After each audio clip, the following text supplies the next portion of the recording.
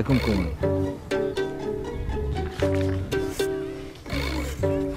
আচ্ছা শোনো শোন,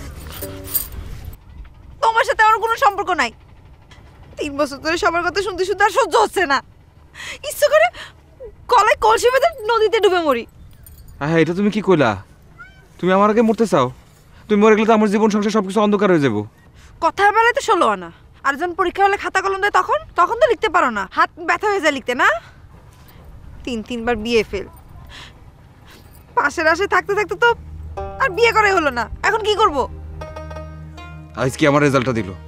3বার ফেলার কষ্ট আমার বুকে, আর আইজি তুমি আমার সাথে এরকম। শোনো, মামা বলছে 7 দিনের মধ্যে বিয়ে পাশ করা ছেলে খুঁজে এনে আমার বিয়ে ঠিক করবে। হ্যাঁ কও কি? তুমি তোমার মামারে ঠেকাও, তোমার মামারে আটকাও, কও আমারে আরেকবার লাস্টবারের মতো একটা চান্স দিতে। তোমার রেজিস্ট্রেশন বাতিল হয়ে গেছে, এবার যদি তোমার জন্য ওয়েট করে আবার 3 বছর, 3 বছরে কি আমার বিয়ের বয়স থাকবে নাকি? আমি তো সবই বুঝি, কিন্তু আমি যদি পাস না করি তোমার মামাও তো। থাক, তোমার আর বিয়ে পাশ করার দরকার নেই, যা হওয়ার হয়েছে। আমারে পাইতে চাইলে বিয়ের ব্যবস্থা করো। বিয়ে? 3 বছর ধরে প্রেম করলা, তখন তো হাত পা কাঁপে নাই, আর আজকে বিয়ের কথা শুনে হাত পা কাঁপা শুরু করছে। শোনো আমার এক কথা, কাল ভোরে আমরা বিয়ে করব পালিয়ে।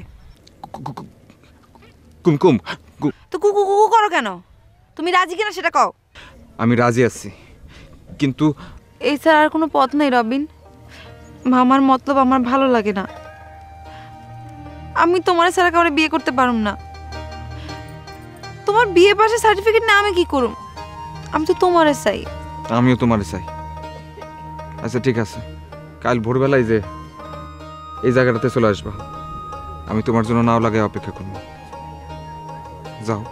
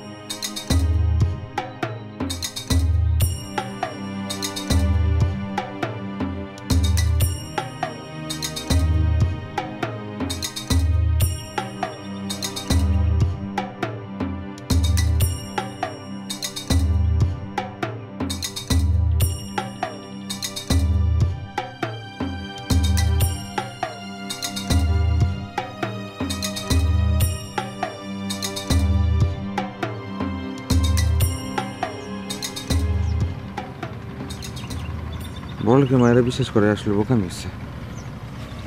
আসবে না কইলেই পারতা, খামাখা আমার গোল খাওয়ানোর কি দরকার ছিল?